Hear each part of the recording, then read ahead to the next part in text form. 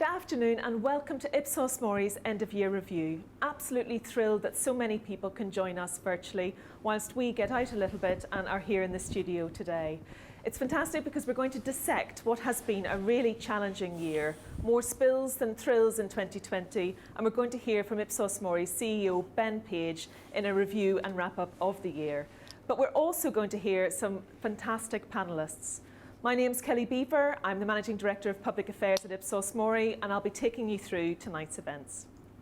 Our panellists following Ben include the Right Honourable Jeremy Hunt MP, Jude Kelly CBE and Lord Woolley of Woodford. Absolutely delighted to have all of them with us today. So, if you want to ask questions of any of our panellists today, please do look at the Q&A tab and select the plus button in the bottom right-hand corner of your screen, and we will pick them up at the second half of our event. So, without further ado, I would like to welcome Mr. Ben Page to the stage, and he will take you through 2020. Thank you very much. So, I think 2020 just shows that prediction is hard, I think. Although we were the most accurate pollsters in the December election last year, predicting the result to within 0.3% for each of the parties, we did, of course, wait till the Tuesday before the Thursday in order to make that prediction. And the challenge comes when you look at something like a whole year in advance. Certainly this time last year, I would never, ever in my wildest dreams have predicted a year like 2020. I had thought, being a foolish fellow, that this would be the year the world finally got its act together on climate change. We had more people globally searching for Greta Thunberg at the end of last year than searching for Beyonce online. We had more people globally for the first time agreeing that climate change was a clear and present danger, even if they didn't always agree on the solution. I thought that Donald Trump would probably win 4 more years. Most presidents do get 2 terms, but not Donald Trump. His 41% constant approval rating in the end didn't matter. He was defeated in part by a little bug. And then, of course, I thought we'd be talking this year a lot about Johnson's massive mandate and all the things that was going to allow him to do on Brexit, with his oven-ready Brexit, in fact, that was ready to go last December. So it shows that you can be wrong about all sorts of things. So, as you know, the best laid plans of mice and men do not always go to plan. I mean, look at Rudy Giuliani at the Four Seasons. Even there, with all the money in the world, things can go wrong. And so, what have we learnt in 2020? I mean, I think the first thing is that, clearly this is a massive economic shock, the biggest in hundreds of years. In my family, there is a wooden chest which apocryphally was frozen on the Thames while somebody moved house during the frost of 1709, which had a huge impact, of course, on the economy. This one is just as big, if not bigger. The green line on this chart shows an optimistic forecast about what could happen if everything bounced back next year. But the blue line in the middle shows that it might take up to 4 years, look at that, 2024, for us to resume the same size of GDP that we had in 2019. So the consequences of what's happened in 2020 are going to be with us well into the next decade, and potentially, in terms of paying back the money, for decades. So in terms of the things that worry the British public, we ask them every month, as we have done since 1974. And of course, you can see on this chart what happened at the beginning of the year. Coronavirus blew everything out of the water. Later on in the year, and it still is, later on in the year, Brexit crept in there. But it has been a year with amazing ups and downs during the year. The first thing is that we have the lowest ever concern about crime spontaneously since we started polling in the 1970s, because it turns out that if everybody's at home, burglary becomes a lot more difficult. It's also been the year, however, and we'll come to Black Lives Matter in a minute, where we have the highest ever level of concern about race relations in Britain, largely triggered by the murder of George Floyd in America. So certainly it's changed public concerns about all sorts of things. The NHS remains the closest thing we have to religion after a pretty tumultuous year. But we're still very, very worried about the virus. You've got 46%, just as worried as we were in April, saying they're worried for the country as a whole, 32% worried for themselves. It hasn't really gone away. We've got used, in some ways, to amazing changes in our lifestyle very, very quickly. Overall, support for lockdowns has stayed.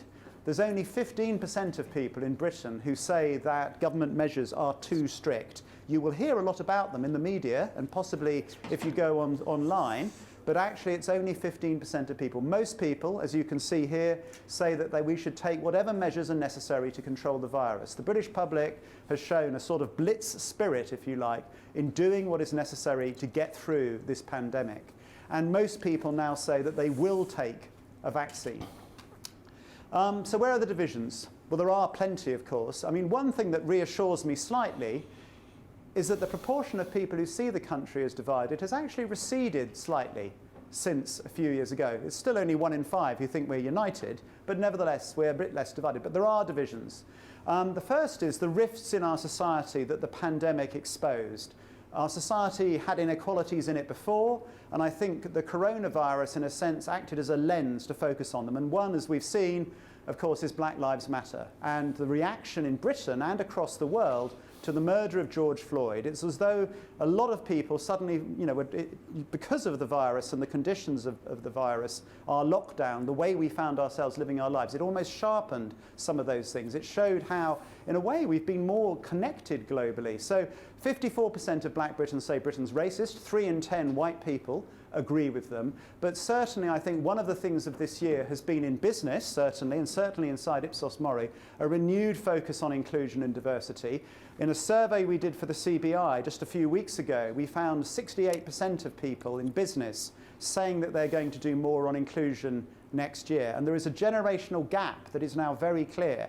What I, as a 55-year-old, think is the right thing to do is sometimes different, or is quite different on some of these issues from what a 25-year-old would see as the right things to do. So there are rifts over that. In terms of who's been most affected, if you've got over £55,000 a year in your income, you're likely to have saved money during 2020. But if you're on a lower income, you're likely to have spent down your savings. So it hasn't been fair in terms of how it affected different income groups. It hasn't necessarily been fair in terms of which age groups it affected. The under 25s are more than twice as likely to be working in hospitality, in some of those starter jobs in some cases, and to therefore have suffered during the first lockdown and indeed in the second lockdown as we shut down hospitality all over the country. And of course it's been unfair on women more than men. Overall, 6 out of 10 women say they found it difficult to stay positive day to day, and the people who've suffered most of all are women with kids at home who are trying to work and educate children at the same time. And 45% of that group of people say that their mental health suffered during 2020. Men, as usual, have it a bit easier. So the virus has not been fair or even in terms of its impacts. And I think it's interesting to see that moment of reflection for the country and often for individuals and families as we reflect, do we want to go back to the way we were before? And 3/4 of people say they don't want to go back to how Britain was before the pandemic. So certainly it's made us think about the nature of inequality in our society. It's also, of course, put strains on the United Kingdom itself. We have now different regimes in Scotland and Wales and Northern Ireland from England. And in October, we got nearly 6 out of 10 Scots saying they'd actually vote to leave the UK if they were given an independence vote again. And a massive difference, of course, in ratings of Nicola Sturgeon in Scotland. 74% of Scots say they're happy with the way she's dealing with the pandemic. The figure for Boris Johnson is only 19%. Of course, it would have been different if Jeremy had won the leadership competition last year, perhaps. But, there is a real rift now between Scotland and England, and how that plays out is just not clear. So that is certainly one of our divisions. Another is vaccines. Although most people say they will take them, the proportion who are positive about them has receded during 2020, both in the UK, across Europe, and indeed in America. And one of our major challenges next year will be how we get 66 million people, or at least tens of millions of people, vaccinated. We've just asked people yesterday in a poll published today what most people regard anti-vaxxers as like. And perhaps it's, if you believe that vaccines are generally a sensible idea, which I think I do, you might be unsurprised that the British public tend to think people who are trying to stop other people getting vaccinated are either selfish or stupid. But we'll see how this plays out during the next year. The other thing that we've got during 2020, of course, has been conspiracy theories. And when people are unhappy and disgruntled, somebody must be to blame. So 8% of people think that somehow this is linked to 5G or Bill Gates. 7% of people in Britain believe the entire pandemic has been made up. It's just a secret plan by governments to suppress people. Anybody who knows government intimately will know that they're nowhere near this effective, but fortunately the conspiracy theorists are clever enough to spot that. 13% of people believe that the pandemic is simply a plan by world government to vaccinate everybody. Again, my question about government competence on their ability to actually do that is perhaps another challenge. So conspiracy theories have flourished during 2020, and it's interesting to see that during the year, partly because of the actions of Facebook and Twitter, the proportion of the British public who say they've seen them has gone down from nearly half, but it's still around 1 in 5. So there's plenty out there if you want to go and find it. And people do believe all sorts of crazy things. And then, of course, there's Brexit. I haven't even got to that. It was supposed to be oven ready last year. The British public still see Europe as far more important than the Commonwealth or the United States of America in terms of trade deals, or Canada or Montenegro or anything else. And so we await exactly what will happen in the next few days on that. I thought again this might be the only thing we'd be talking about this year, which again just shows how COVID-19 can change everything. And at the same time, as we look at all of those divisions and arguments, there are plenty of things that have actually united us during 2020. The first is the NHS. 7 out of 10 of us say we're confident that it can cope with anybody who catches the disease. And of course, many fewer deaths relative to the levels of infections in the second wave of the virus. Most people's satisfaction with the NHS compared to other people around the world remains one of the highest figures on the planet. So we're very happy with the current state of the NHS. The challenge comes in terms of the future. And when you ask people whether they think things will get better or worse in terms of healthcare, we are now, with the professional pessimists on the other side of the channel, the French, who are always miserable about virtually everything, in terms of being negative about what might happen in future. And you compare that with somewhere like Peru or India, where I can guarantee you that healthcare systems aren't as good as the NHS, just shows that we're pretty sensitized to what might or might not happen. A huge backlog of operations that we now face trying to deal with. I think the number of people waiting over a year, I saw a statistic today, is now 100 times higher than 12 months or so ago. So some real challenges, more money available, but this will be another of our perennial things that we will be thinking about in the 2020s. Other things that have happened this year, I had thought that at the start of the year that climate change was going to be the thing that sort of broke through in terms of popular consciousness. I then thought that the clear and present danger of redundancy, the clear and present danger of the disease would somehow mean these bigger existential challenges like climate change might drop off the radar of the public. But what we found in checking up during 2020 is that actually more people globally than ever say that we're heading for disaster unless we change our habits. They don't necessarily agree on the solution, and they often want somebody else to do it, but it's interesting to see that that concern has gone on rising. We're also united in wanting business to stand up and be counted, and we've got many more people saying that they want to buy brands that reflect their personal values in 2020. Now actually, as a member of the CBE, I think business by and large has done a pretty good job in Britain in 2020. We've all been fed, the delivery workers have all delivered, but nevertheless we don't want to see a business that says one thing and does something else. So purpose seems to matter, and actually we want bosses to speak out. I think we probably mean bosses who agree with us, because I guess if you're a Remainer, you don't want a Brexit boss telling you how wonderful Brexit is, or if you're a Leave voter, you don't necessarily want a Remain boss telling you about that. But certainly we seem to want business to take a stand, and that's gone up about 6 points during this year.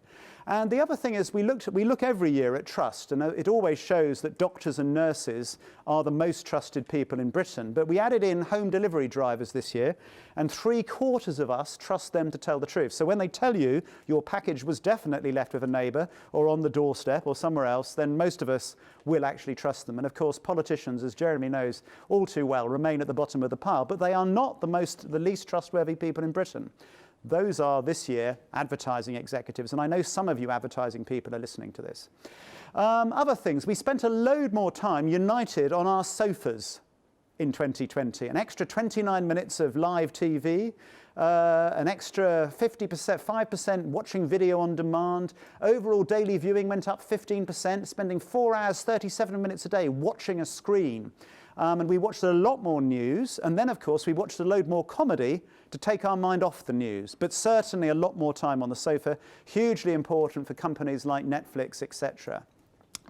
We've also stopped wearing suits like this. I put this on today for the first time in a long time and noticed moth holes all over it.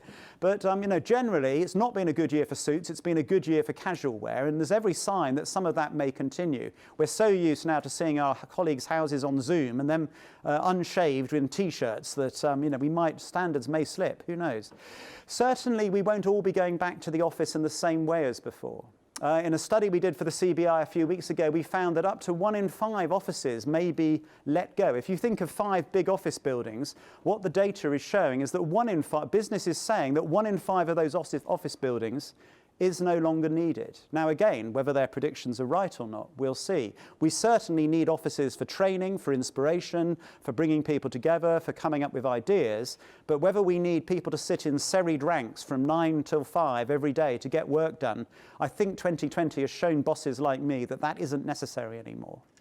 And actually, of course, the digital acceleration that we've seen during 2020 is also reshaping our high streets. And I think this is where we can see existing trends being accelerated by the pandemic. And where a trend was already there, I think it's even more likely it will stick. BHS went in 2016. This year, Arcadia and Debenhams are going. 1 in 10 shops empty in our high street. And of course, retail, you know, the massive surge in retail moving online, that isn't likely to go back. It raises all sorts of questions when workers may also not be going back as often about exactly how our town centres will function. Cities like London, our cities are resilient. London has survived war, pestilence, famine, disease, etc. But certainly we might see some changes. British bosses are saying that 47, you know, about half their workers won't be in the office every day anymore. And even a small change in frequency reduces income for people like the public transport systems. And if you're selling deodorants, you find, if you're Unilever or somebody else selling deodorants, you actually found even before lockdown, they were selling less because people were working at home more. So all of these changes are likely to have big impacts as we go into the next decade. So what does this tell us about 2021? Well, I think the first thing is that we can see you know, it's revealed and focused our minds on some of those existing inequalities. It's reminded us of the need for resilience in our system, whether that's our supply chains.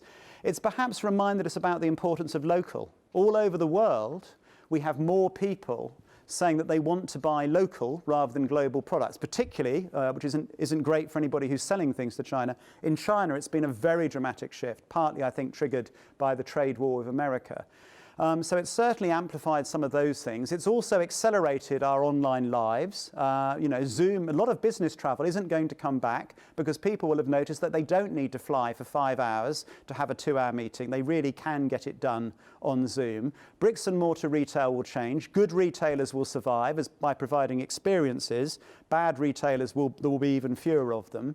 It's driven more nostalgia and interest in trusted brands during the year, and that might stick because the past, when you're unhappy in the present, and unemployment might rise to 7.75% next year. When you're unhappy in the present, the past looks more attractive. Trust in science has just gone on actually rising. It hasn't been particularly affected. And purpose really, really matters in business. And I think some of those things were there before, but they will be accelerated now. So overall, I mean, these are British values. I stood on this stage back in February when we launched our Global Trends Report. And in February, we mentioned COVID-19, but nowhere near as much as we obviously should have done.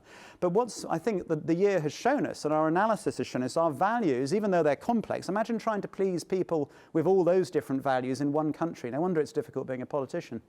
But they aren't changing quite as much as we might have imagined.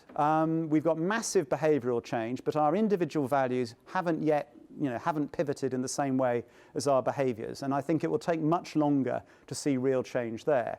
The challenge, though, is we're just at the start of this recovery. It will take years. Government can now borrow massively larger sums of money for massively less interest. I think I've seen figures of up to 20 billion less in interest payments that the British government now has to make, despite its borrowing being many multiples higher because of this new interest rate environment that we're in. And that gives government and those making decisions all sorts of options about how we build back better, which is a phrase that unites Boris Johnson, Joe Biden, and the Green Party. But those decisions that we make now are going to be the things that shape the 2020s, even though, like anybody, it's hard to know what will happen. And I think the positive message, though, is that when you look at what's happened in 2020, we've actually got a vaccine out within a year, faster than ever. If this had happened in 1990, it would have been virtually impossible for us to have responded in the same way. People have been united in how to respond to the virus. They may have complained, but actually they've been disciplined and they're on top of it. Our values haven't been split asunder.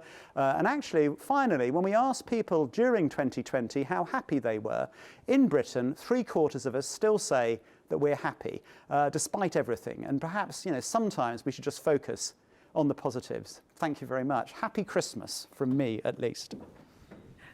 Thank you so much, Ben. That's a fantastic run through the year. And despite all the negatives and the churn that we've seen this year, surprised that you managed to find a nice positive message to finish on. Much appreciated. Now we're going to go to our panellists to get some of their reflections on the year that 2020 has been and some of the comments that Ben has covered in his presentation. So if you do have questions for our panellists, which we will come to after the reflections, please do put them into the Q&A bar. You'll see that again, bottom right-hand side of your screen. Thank you. And so firstly, we are going to go to the Right Honourable Jeremy Hunt. Jeremy has been a Conservative Member of Parliament for South West Surrey since 2005, and he's had a number of senior roles in government, including Secretary of State for Culture, Olympics, Media and Sport in 2010, and he oversaw successful Olympics and Paralympic Games in London. But after that, he went on to be the Secretary of State for Health, and he was the longest serving Secretary of State for Health in British history. So I'm sure he'll be able to give us some fantastic reflections on the bullet he has dodged in 2020. And then now he currently is the Chair of the House of Commons Health and Social Care Select Committee. So Jeremy, really delighted to have you with us today and really keen and interested to hear your reflections on the year that has been. Thank you very much indeed, and good afternoon, and thank you for inviting me. And I would never have imagined that there would be something else amazing about this year that Ben has just told us all about, which is at the end of a year when we've had the worst global pandemic since 1919, we are still just as happy as we were at the beginning of that year. So it's a year that never ceases to astonish. And I think we should also reflect that this has been an extraordinary year that came after a year before that was extraordinary, and a year before that was extraordinary. In fact, I remember at the start of 2016 meeting the then London head of Goldman Sachs. And we were talking about Trump, and we were talking about Brexit and saying, Trump's not going to happen, is it? No. Brexit's not going to happen, is it? No. And he looked at me and he said, if there's a 50% chance of Trump happening and a 50% chance of Brexit happening, then that means there's a 75% chance of one of the two happening. And of course, we ended up with both of them. And so I think it's always worth remembering that the most impossible things do sometimes happen. And I think when I listen to Ben, I like to think back to some very wise words that I once heard Bill Clinton say when he said, the problem is with politics that we all look at the headlines and we don't look at the trend lines. And one of the most amazing trend lines of my lifetime has been the reduction of people in absolute poverty. That used to be defined as income of less than $1 a day. It's now income of less than $2 a day. But when I was born, that was about half the world's population. Now it's about 9%.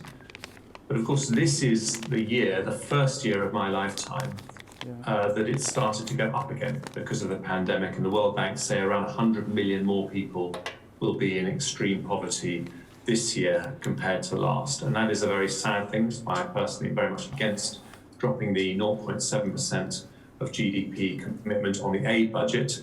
But I know Ben's polling will show that that is actually a very popular decision for the government to take. So I don't expect them to change tack on that, even though I happen to believe it's the wrong thing to do. Obviously, the NHS has been in all of our minds. And Ben talked about values as well. And I think the reason that the NHS, in poll after poll, remains the single biggest reason that we are proud to be British, ahead of the royal family, ahead of the armed forces, ahead of the BBC. The single reason is because the NHS connects to our values. We were actually not the first country in the world to introduce universal healthcare. We were the sixth. The first was New Zealand, but we were the most famous. And the fact that we, as one of the big countries in the world in terms of influence, said that it doesn't matter who you are, rich, poor, young, old, you shouldn't have to worry about your bank balance if you want to access healthcare, is something that British people on all parts of the political spectrum have taken to their hearts as something that defines Britishness. And that is why I think, interestingly, in the last 2 to 3 years, the funding of the NHS has stopped being a big topic of debate. I secured a big increase, a £20 billion increase. It was one of the last things I did as Health Secretary in 2018, equivalent to about 1% of GDP. So a big increase. And that obviously took some of the steam out of it. But in the whole of the coronavirus crisis, the government has been at pains to say that funding won't be an issue. And then in the recent financial statement by Rishi Sunak, an extra £6 billion to deal with the backlog in operations. But my question for next year is whether we are going to understand that sorting out the social care system is every bit as important to British values. We are, I think, at heart, a kind country. The way we treat older people who need support from the social care system and don't currently get it is not kind. And this is a year of truth coming up for that part of the health and care system. Ben talked about inequality in the context of Black Lives Matter. But if I'm looking at the trend line, BLM obviously got the headline this year, but if I'm looking at the trend line, I think it's part of a bigger understanding, which I think arrived first on the left, but has come through to the right of the political spectrum now, about the dangers of allowing globalization to entrench inequality. And the model we had before of liberal democracies, free trade, globalization, which worked so well for middle-class professionals working in London and the Southeast in particular, has been shown to be flawed if it ends up entrenching inequality. And the first sign of that we had, I think, was the shock to the establishment with the Brexit vote. And I think it was a similar phenomenon in the US with the Trump vote. And I think BLM is another function of that. And if we are going to go into this century wanting to maintain open societies as being the model of governance that we believe in, as I passionately do, then we are going to have to show other countries that we are fixing our problems at home and we are building societies where every single member feels that they have a stake in it and they have a chance to be successful. Otherwise, we will risk something else happening this year, which is people that don't believe in that democratic model, like China, pointing out that in some ways they have been surprisingly more successful at containing the virus. They kept the virus down to less than 1% of the population in China. They were stunningly successful at containing it within Wuhan, but they did so by restrictions on freedoms that we would find unconscionable here. But the awkward, inconvenient truth for us is that citizens in China have had more freedom to move around their country this year than citizens in Britain. They haven't even had a national lockdown. And so I think we're going to have to reflect on whether we need to enable governments in democracies to be more nimble when it comes to handling national emergencies like pandemics. Mentioning China reminds me of my other brief when I was Foreign Secretary. And I spent a lot of time thinking about China because the predictions are that by 2030, or some predictions 2032, China will overtake the United States as the world's largest economy. That will be the first time in our lifetimes that the largest economy in the world has not been a democracy. And that is going to completely upend the global order. And I think we're going to see a lot more angst about that. Joe Biden will probably change things surprisingly little on that front. He became as China skeptic as Trump ever was. And that is the bipartisan consensus in Washington. But his lack of control of the Senate means that he probably wouldn't be able to change things too much unless he wanted to. But it will, I think, cause a lot of heart searching in Europe, because we will have to decide if we want to throw ourselves in with America, the world's strongest and most influential democracy, or whether, as people like Macron seem to imply, they want to go their own way. But I do think that Ben might be proved right on climate change a year late, because we will be hosting COP26 next year. I think that's going to be a huge source of discussion. And I think Boris Johnson is an unrecognized environmentalist. Not only does he have a partner who is a very strong environmentalist, but actually he comes from a very green family. So I think we're likely to see much more on climate change and much more engagement with that issue by the British people. Finally, last but not least, Brexit and indeed the whole question of the unity of the UK. And Scottish independence or the growth in support for Scottish independence has been a great worry for passionate unionists like myself.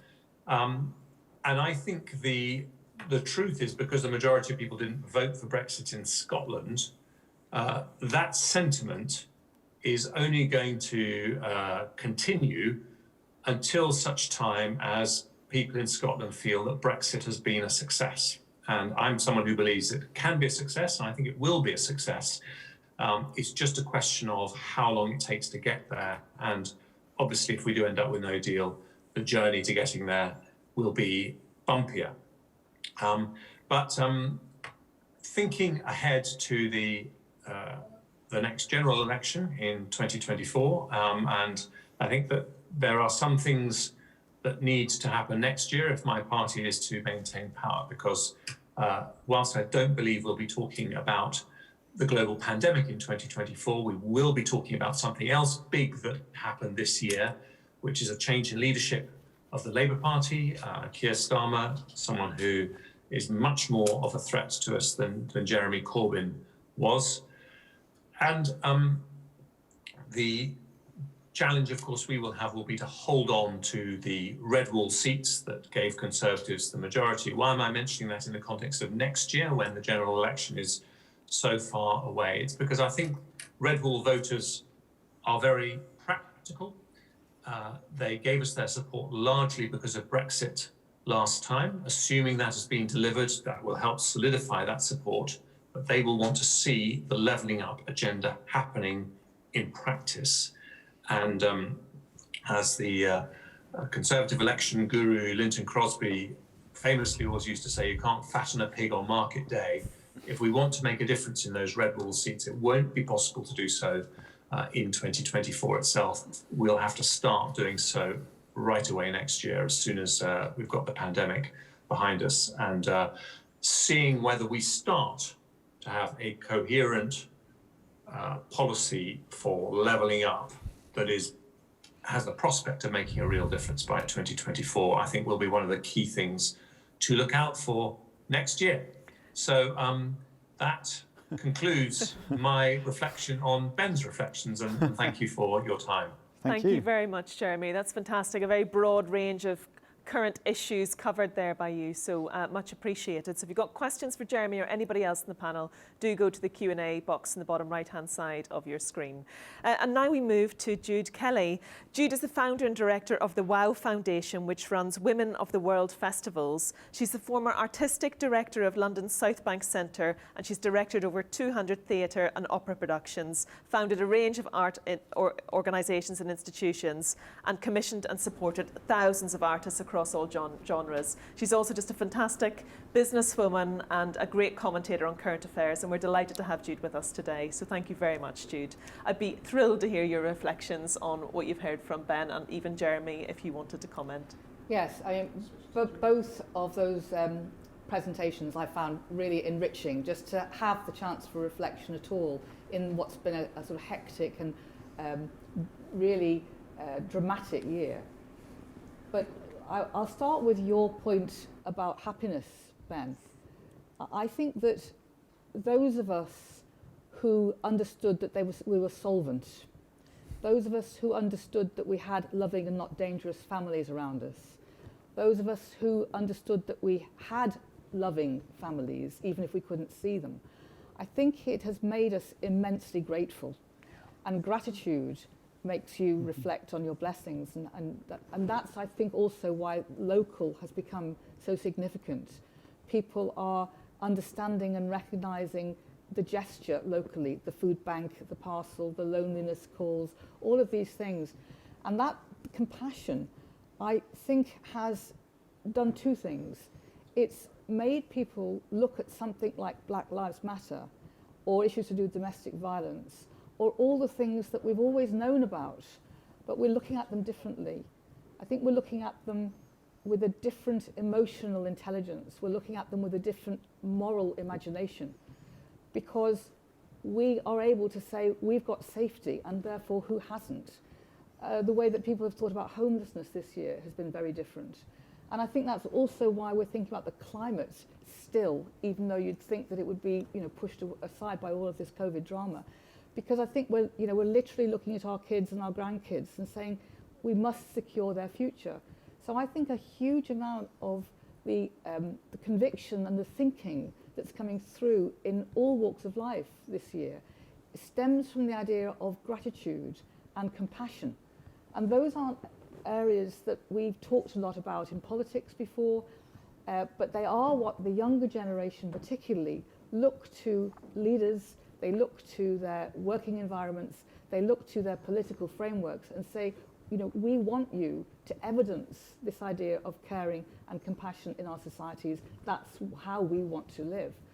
So I think I'm very struck by different language, much more emotional language, much more caring language. And I don't just think it's the platitude of, clapping for the NHS on a Thursday. It was heartfelt. It wasn't just sort of tokenism. And I hope we can retain that, because I think that's a really important thing about the way societies live. I mean, I agree with Jeremy that we've sort of rolled off our tongue this idea of liberal democracies being the answer to everything. Actually, they've proved not to be the answer to systemic injustice. In fact, if anything, they have manoeuvred and negotiated around systemic injustice in order to maintain trade, to maintain kind of power bases.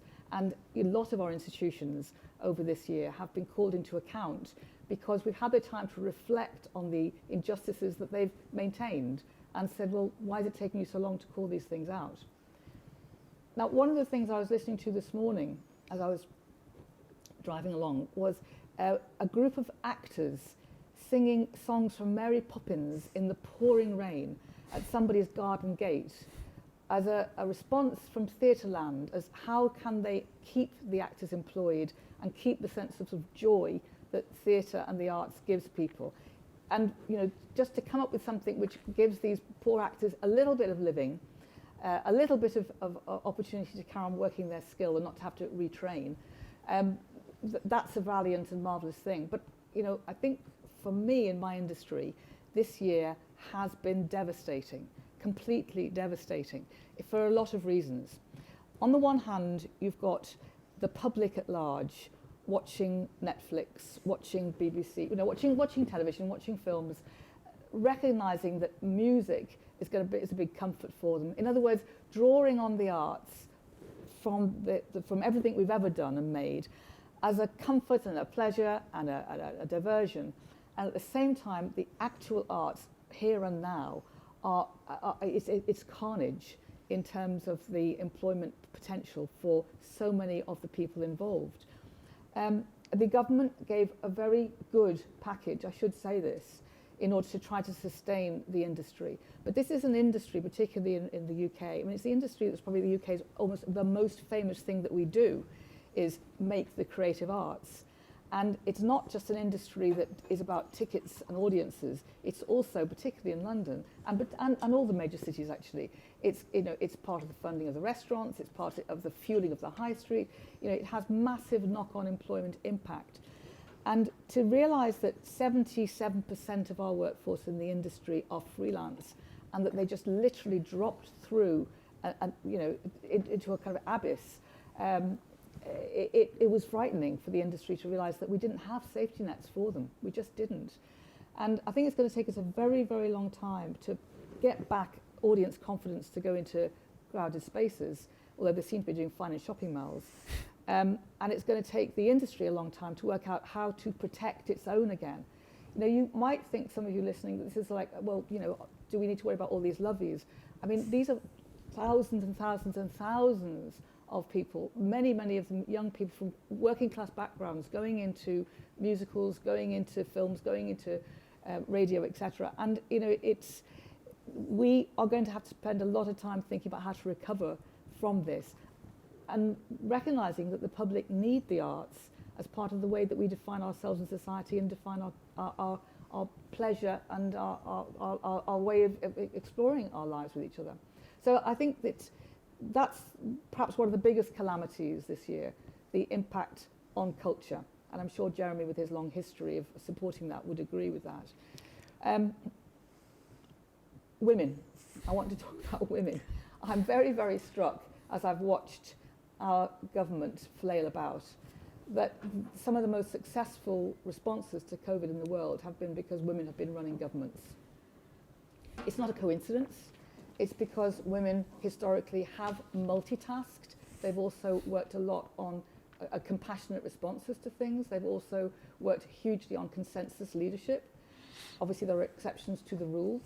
But nevertheless, I think that women have been immensely successful when they have had leadership platforms to go ahead with. But the reverse of that has been that still we have not been prepared for the impact that COVID had on women generally.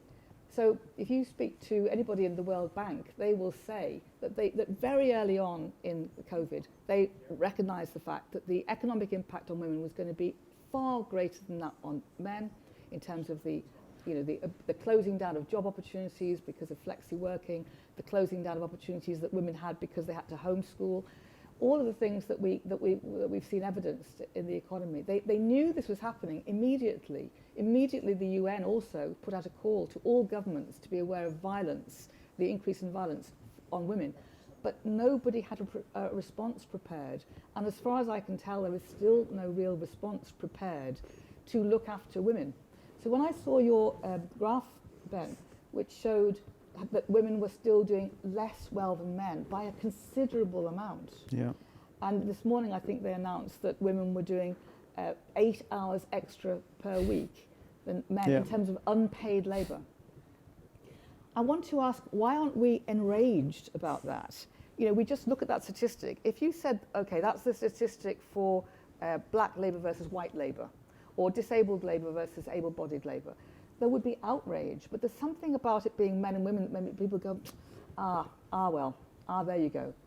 You know, we've raised domestic violence up the kind of visibility charts, if you like, but we still don't have a systemic response to it. So I think these are very difficult conversations that we have to keep on having between us all about why we've been prepared to allow the injustice and inequality of women to carry on, whilst we have all the evidence that when women are given the opportunities to advance, they do such a bloody good job of it. And you know, there's no doubt about it that this year, in terms of education for girls in other parts of the world, is pretty devastating. 6 million will immediately came out of education.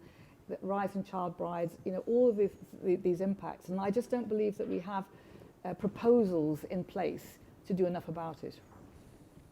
I think the Reith Lectures this year just started off, obviously, but Mark Carney reflecting on the way that the financial industries as a whole, and if you like, our sort of banking sector, perhaps also quite mistrusted, I think, needed to take a different response to the level of responsibility they have in the world. I think this is going to be really interesting playing out in the future.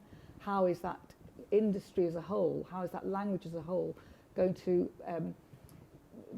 be called into account differently, or call themselves into account differently? I really think that this Build Back Better agenda, which started off so bravely around about April, it feels as if it's sort of petered out slightly. I don't hear the Build Back Better agenda being articulated in bold, clear terms, where you say, right, this is the level of injustice, this is the level of change we need to make, here are the plans we've got in place. I'm not hearing that from captains of industry, and I would like to. But what I am hearing, as you said, is young people putting their foot on the accelerator and saying, we want change, we don't believe you've brought us in enough change in your lifetime, you folks, you shouldn't have left it to us, but we're going to take the reins if we can get hold of them. And I think there's an awful lot of energy coming from young people, and that's very exciting. And I think finally, the thing I also want to say is that we've really got to think about children. I don't hear children mentioned very much except in terms of homeschooling, but it is children that, you know, they're the ones that are going to sort of step into this world with austerity back on the table, with the inability to create. I mean, how many children have sort of been going to food banks as a matter of course now? How many children have been witnessing things in their side of their home that we wouldn't want them to do? And I think there's an awful lot of people who need to recognise that we don't have mental health support for children. We don't have ways of making children feel as if their voices are heard. We don't really have platforms for them at all. They are really basically locked inside their neighbourhood family situations, and that's about it. So I'm very interested if COVID could give us an opportunity to start thinking, how do we hear, not just from young people, but how do we hear from children, and how do we craft a better future for them?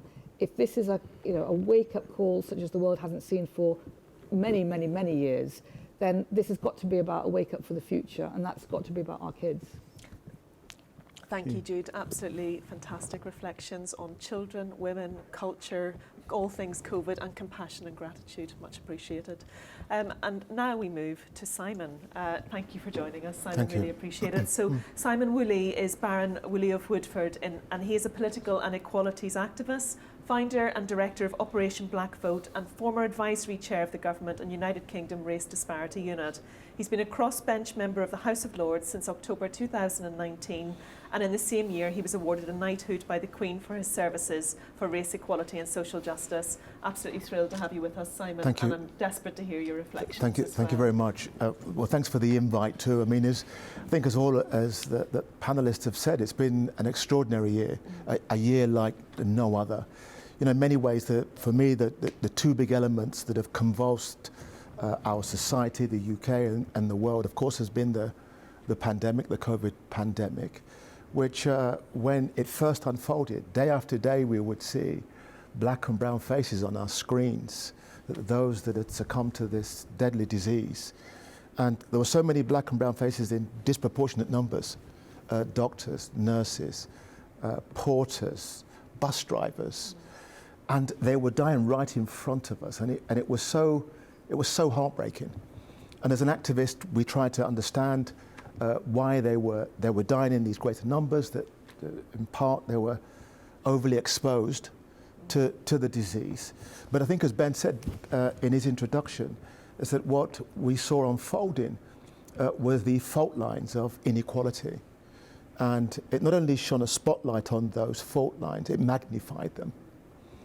It was heartbreaking, and we rallied and we pointed the finger and demanded answers. But just as we were dealing with that, then on our screens we saw an African American die in 8 minutes right in front of our eyes. And as a result, young people around the world, black-led but black and white, demanded the type of change. I mean, I would equate what happened with Black Lives Matter really as a 21st century civil rights movement that poured onto the streets day after day, right across the globe, and did not ask for justice and equality, but demanded it. And because of that, and because of COVID, both government and business and society were also laid bare. Oh my gosh, you know, we can now begin to see life through a Black Lives lens, and we don't like what we're seeing.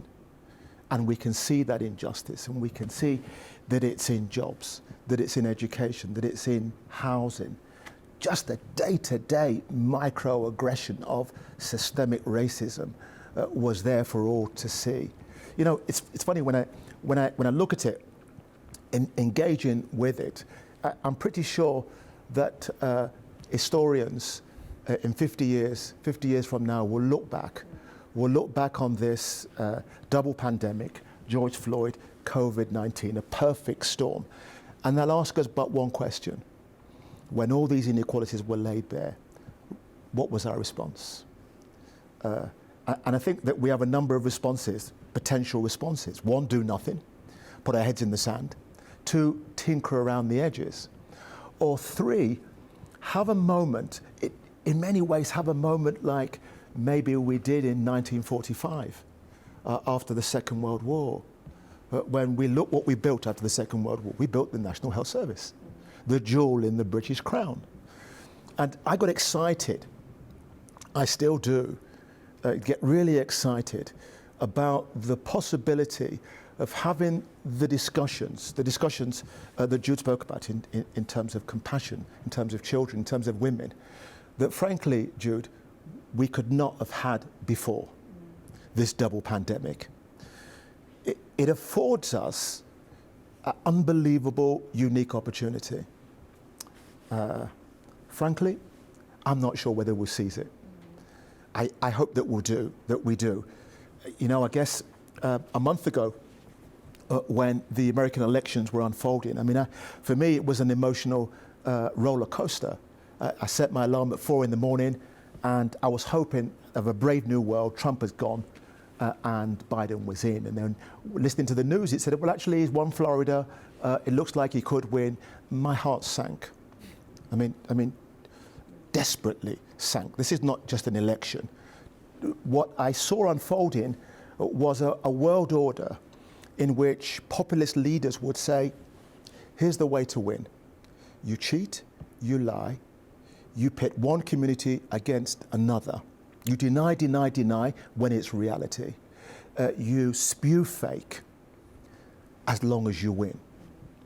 And I just thought to myself, I thought, Johnson's going to do the same thing. I mean, because, you know, that's the winning formula.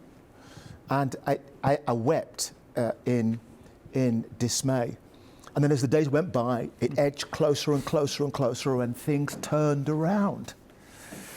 And then we saw Pennsylvania, and we saw Georgia, and we saw Biden and Harris, you know, come out of that mist and say, actually, we've won. And in winning, we can be the architects of a world order that is respectful, that confronts the historic, deep-seated racial inequalities as never before. I mean, Jude, I don't know about you, but I've been an activist for 30 years. In my lifetime, that I've never known politicians like Jeremy, businessmen and women like Ben and others dare to have the conversations about their institutions, about their businesses of race inequality as never before. Mm-hmm. That's true. It's extraordinary. Mm. And I sat with Ben and others, and they've said to me, we've had to be humble and honest and sit through staff meetings and listen to our staff talk about the microaggressions of, you know, people that are less qualified than them come forward, they have to train them, and then they get promoted and they remain the same. And business leaders like Ben said, oh my gosh, that was on our watch and we cannot have it. That to me is the most exciting thing from this horrid 2020. The potential to look at our institutions, to be honest. Those young activists, black and white, that tore down the statues, they were saying, look, these people that have enslaved Africans and we put them on a pedestal. Are we for real?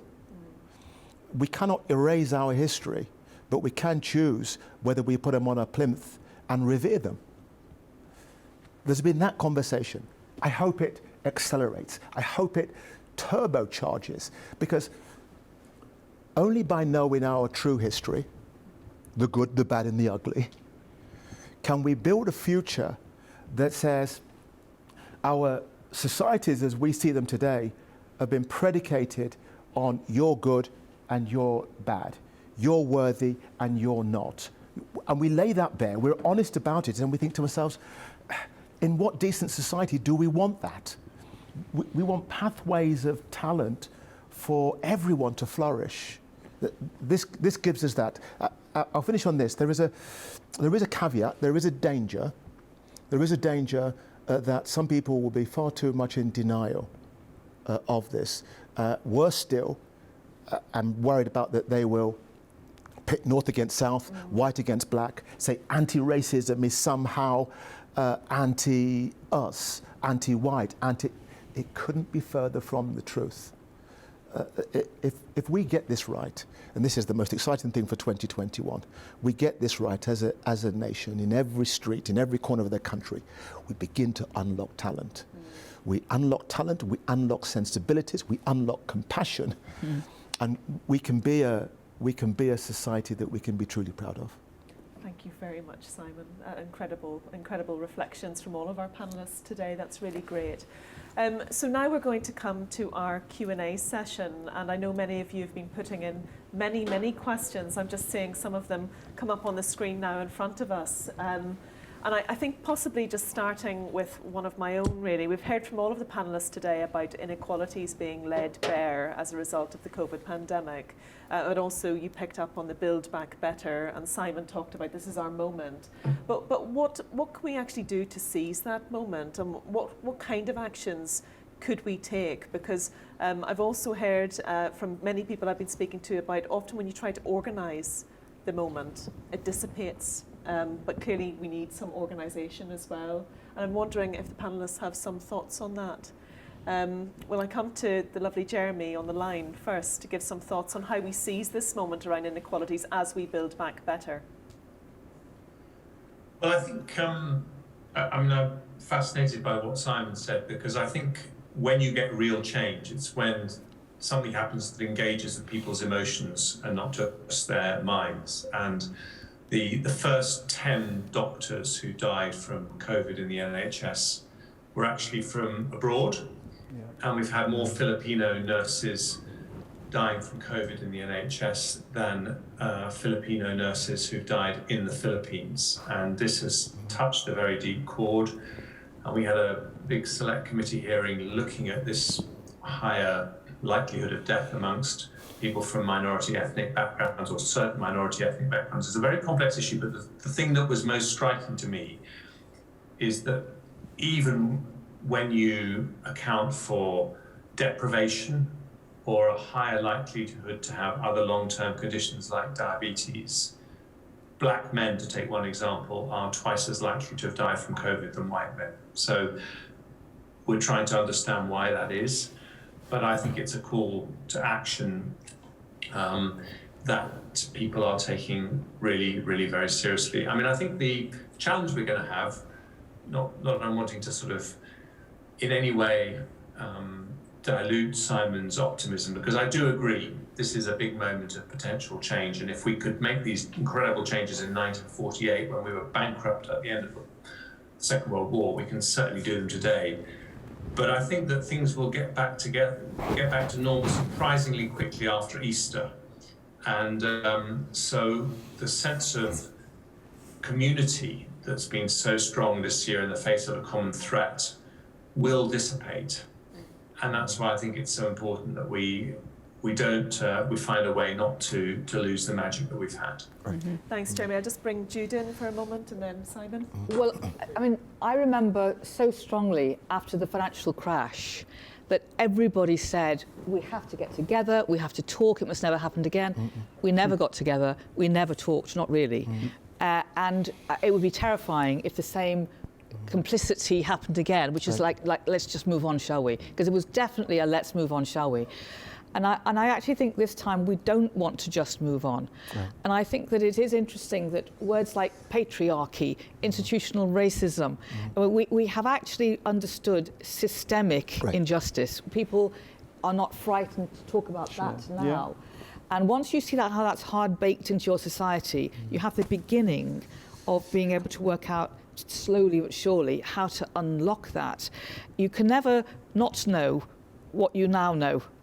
And I think that's the big difference. Right. How do we go about it? Well, I think that we do have to insist that the complexity of society finds ways of joining together in citizenship forums, you know, across institutions, government, etc. We have to organise. Sure. That's how Black Lives Matter came about. I mean, Black Lives Matter didn't happen with George Floyd. It was 25 years in the making. You know, the Me Too movement didn't happen just because the women's movement had to have been there. So I think if we want, you know, if you like, justice across society, to just give it a name for a minute, we've actually got to organise it. And that has got to be forums, we've got to join together, we've got to be cross-discipline, cross-party, cross, you know, class. After the Second World War, the big push that people had was to not do what they did at the end of the First World War, not go back to the class system with no rights, not to have all that death in vain. So I think it's an interesting thing to name the things that we don't want to go back to, and then say we're going to actively organise now. Yeah. Okay, and Simon? For me, it's about leadership. And the thing is, I think when you think about what Jude said about the way that women have been marginalised, this is the time where you can recalibrate the definition of leadership. It doesn't have to be male. It doesn't have to be just white. It doesn't have to be old. I mean, I'll be honest with you, one of the things I'm embarrassed about today is we don't have somebody under 30 here on... No, I'm not. here on this panel, because this 2020 is, in no short order, has been about them. They've taken to the streets. They've made the demands. They want a brighter future. What I say to them is, I say to black people first, black, Asian and minority ethnic communities, and women in particular, that for too long our society has told you to stay in the shadows. And we will lead. Join the back of the queue. 2021 must be come out of the shadows. Own that leadership space. I don't care how old you are. Look at that young man from Manchester.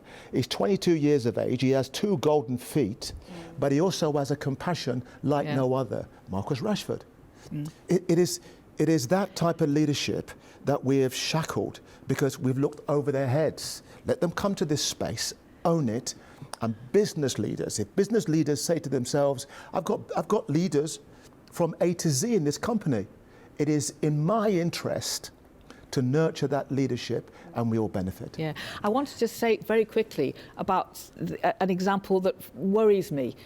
Jeremy, you mentioned COP26. COP26 is an example of business as usual.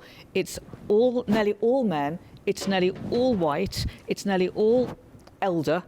And, you know, women aren't featured in the COP26 committees. And that's an example of, like, a habit, which, you know, it's so tedious to have to go and challenge it all over again. So I do think it's up to the people who have already got power to do a lot more stepping aside and letting other people get in there.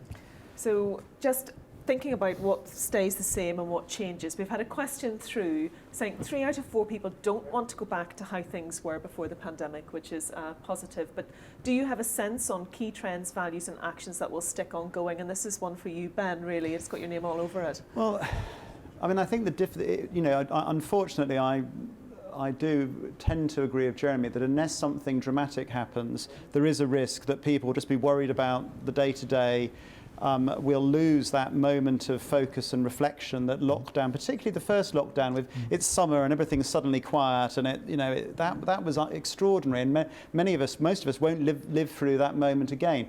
I mean, my personal thing though is just observing how frantic things are inside government, just in terms of dealing with the pandemic and, of course, trying to deal with Brexit at the same time.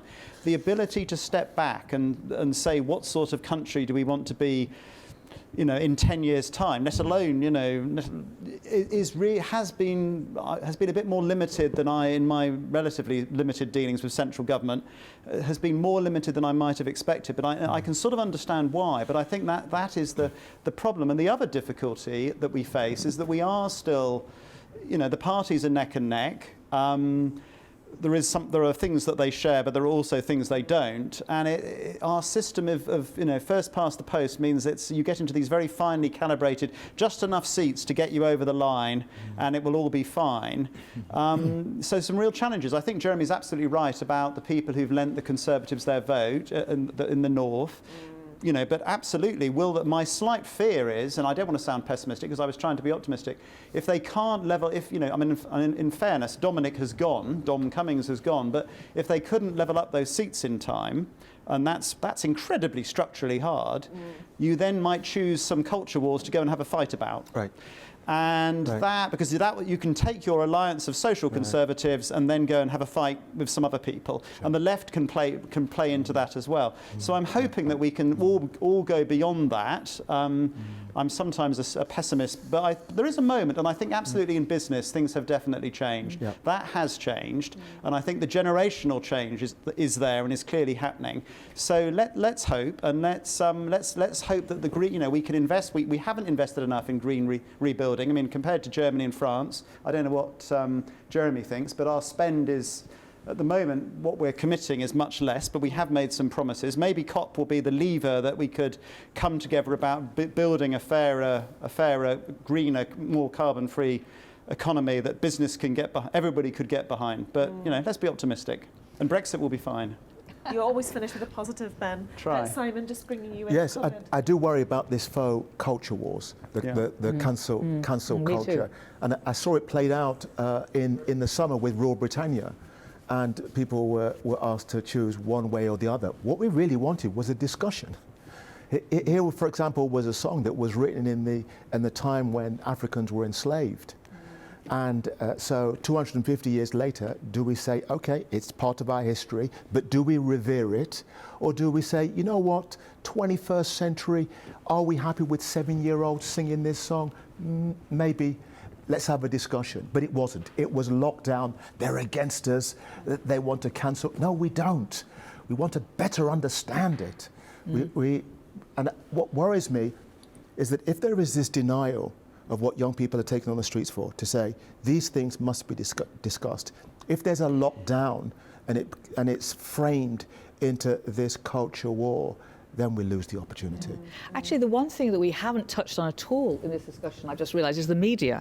I mean, you did mention the fact that advertising executives aren't very well trusted. And, I live with one, and I trust him. I trust him. But the media, which normally comes in for a real roasting with regard to trust, hasn't been mentioned, and maybe that's because, in a sense, a lot of their work this year has been literally given Trust in the media hasn't collapsed in 2020. Actually, we've been tracking it, and there's often again a debate that we have, and sometimes Isaac Levido in Number 10, I heard him say nobody trusts the BBC anymore.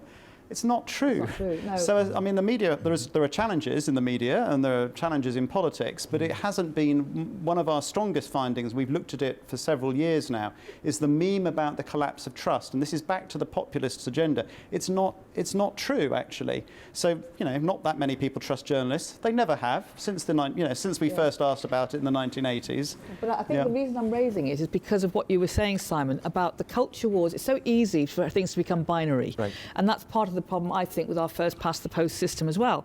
Everything is so reductive into winning, when actually to get to a much more nuanced future, you have to come together and reshape together. Right. It isn't a competition.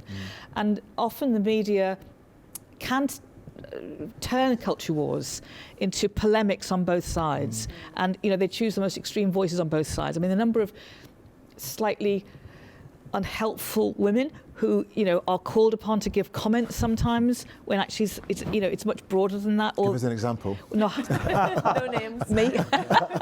All I'm saying is that, you know, if people get picked for their extreme Yeah. views sometimes, when what's Yeah. going underneath Yeah. is far more nuanced. And I think that that's part of, so the culture wars could be really harmful, are already harmful actually. Well, let's talk about divisions actually, and I'll bring Jeremy in here. So Jeremy, we have a question from the audience about, do you have a feel for social unrest in the UK due to divisions in areas like separation of countries or increased wealth divisions, and of course Black Lives Matter? Well, I think we've all become much more conscious of those divisions in the last year, because facing an external threat has actually brought us together as a country, and we've begun to think about those kind of things more. We should have thought about them before, I'm sure, but we've focused on them a lot more. My point about this is I'm actually a bit more optimistic than Jude on some of these things. I think next year will be a fantastic year for the environment. I take her point about more female involvement, and I'd have loved Amber Rudd to be running it. I think she'd have done a fantastic job. But I do think, you know, in the UK we've just brought forward the ban on the sale of diesel and petrol cars till 2030. Given the life of a car, that means that people are going to stop buying diesel and electric cars well before 2030. That is a huge change to our economy, and we'll be the first big European country to do that. And I think we're going to see more things like that happening. So I think there is a lot of change happening, but I just think my bigger concern is that if we don't address some of these divisions, we're going to discredit the idea of democracy itself, because much as it pains me to say it, the government in China actually has more support from the people of China Yes, it does. than we would like to believe, on the basis of the extraordinary economic growth that government has delivered. And most Chinese people know they are much richer than their parents or their grandparents, and huge numbers have come out of grinding poverty. So I just think we need to step back, a bit like happened after the Second World War, and ask some really big questions about how you build a cohesive society. And that's something that the left has always talked about. But I think on the right, where we believe in capitalism and the importance of wealth creation, we need to recognize that there is a wake-up call for people who believe in market economies, that if we don't get these things right, the foundations of those economies may themselves start to be challenged. And so, Ben, just the State of the Union in general and some of the latest thinking on this? Well, I think, again, you know, we aren't seeing massive demonstrations all the time, and actually, you know, so those tensions are there, but actually, you know, again, I don't want to be Panglossian, but many of these things, Britain, you know, we're often pessimistic about the country as a whole, but we're more sort of optimistic about our own family, as our own neighbourhoods, etc. And that's been a characteristic for the entire time I've done this job. I think I would say that the West as a whole, and I'll just build on Jeremy's point, because you know, we poll in China and India and 30 other countries every month, and it's absolutely right that you know, the Chinese have some of the highest levels of satisfaction, at least in polls, with their government, because we quite wonder about what would happen if you answered the poll differently. But anyway, but I think in Britain, so we have that sort of national pessimism but personal optimism. So, you know, there is that, but I do think we are going to have to. There is this moment that we could seize. We hope that government will do that and can lead through that with and build around some of the green initiatives. But people, I think the biggest shift in my lifetime, there's two major ones. We haven't actually talked about sexuality, but you know, when I was born, it was illegal to be gay. We now have a country that's pretty relaxed about homosexuality. 66% of people say it would be fine if Prince Harry had married a man rather than Meghan Markle. Meghan Markle might have been happier for all I know. But what the other thing is this shift in terms of optimism about the future in the West. One of the big macro changes that, again, is reflected in some of the things Jeremy's been saying, and some of our challenges around how globalisation plays out and for who are the winners and losers in Britain, is that half of us believe that our children are now going to be poorer than us, and that's people. A lot of people. The future that was advertised is not arriving, and you can then those are people. Some of those people vote for Trump. Some of them vote for Marine Le Pen in France. They want answers, and so far the people in charge, and I'll include all of us in that, we have yet to provide a satisfactory answer about that. And that's the central challenge, I think. But we're not falling apart at the seams. This is still one of the major manufacturing and still one of the wealthiest countries on earth. And yes, we have poverty, etc. But there are lots of worse places to be. With a fantastic creative industry. Absolutely. With a fantastic creative industry. Although, go ahead, Simon. But no, I would argue, let's not lose sight that, look, in 2021, we're going into an economic downturn. And once again, those most vulnerable will be hit harder. Low pay, black, Asian and minority insecure ethnic jobs, communities, insecure jobs, etc., etc. What is the plan? What is the acknowledgement? What is the plan? And of course, I wake up believing that can change the world. That we have to be optimistic, but we also have to have a reality check. And the reality check is this, is that we can, having seen what we've seen in 2020, we can no longer ignore those systemic inequalities, and they're deep. We need a plan, not just to fix it, to go back to 2019, but to have that 1945 moment where we're bold, we're brave, we're honest, we bring new talent in and build fantastically back better. So I know Jeremy's going to have to leave us any moment now, I think. So Jeremy, if you do have to go, I just want to say a massive thank you before you might disappear off screen at some point for all your contributions this afternoon. It's been brilliant to have you. Thank you. A last question from the audience, really, and this is something that will be big next year. We will hear a lot about it next year, the vaccine. And a question about whether or not we think the vaccine could create social divisions whilst we wait for everybody to receive it and allow some people to mix but not others, some people to go to the pub but not I think others. that Nadim, the vaccine minister, has already said that there aren't going to be immunity passports. So we won't have somebody's got it on their phone and somebody hasn't, as I understand it. Who knows? Everything could change. And I think actually I'm going to be optimistic on that. I think, again, the British have shown that we're fairly obedient, actually. We've turned out, as a country, to be more disciplined and more able to control ourselves overall, apart from some well-publicised examples of mild lunacy, actually than, of course, some of the experts in behavioural science were predicting back in April. So actually, I think people will wait their turn for the vaccine, and we will gradually get through this. But do you think we'll all comply, Jude? Well, we're famous for queuing, aren't we? Yeah. I mean, and actually, I was really frightened when COVID started hitting, and I realised that the economic issues were going to be terrifying. I thought there would be far more trouble on the streets. I thought that people would express their anger and it would boil over. That hasn't really happened. And so I actually agree with you. I think that people will behave. I think that they're sort of sensible and pragmatic. I think it'll be okay.